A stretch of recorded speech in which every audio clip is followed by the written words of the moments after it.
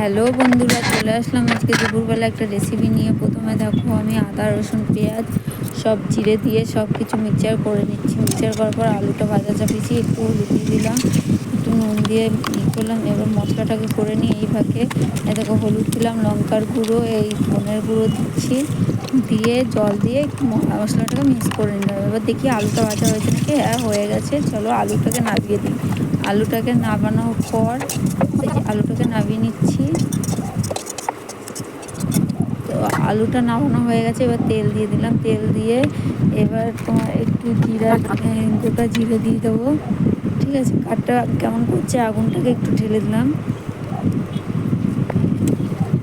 এবার একটু গোটা জিরে দিয়ে দিলাম, তারপরে হচ্ছে গিয়ে একটু তেজপাতা দিয়ে দিচ্ছি, একটু ছেঁকে নিলাম, তাহলে ভালো হয়।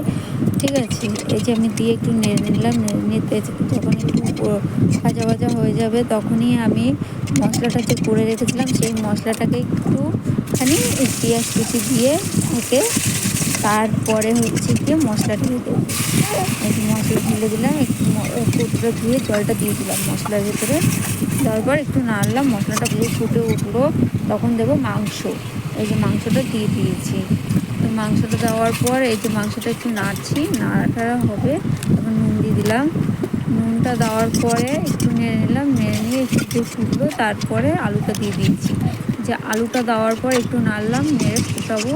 একটু কিছুক্ষণ ফুটানোর পর ঠিক আছে, তারপর নামিয়ে দেবো। এই যে আমি নাড়ছি, ভালো করে কষিয়ে নিচ্ছি মাংসটাকে। মাংস কষানো হয়ে গেছে, জল দিয়ে দিয়েছি। তো চলো টাটা, দুপুরবেলা আজকে জোর খাওয়া দাওয়া। তোমরা চলে এসে সকলে, বাই।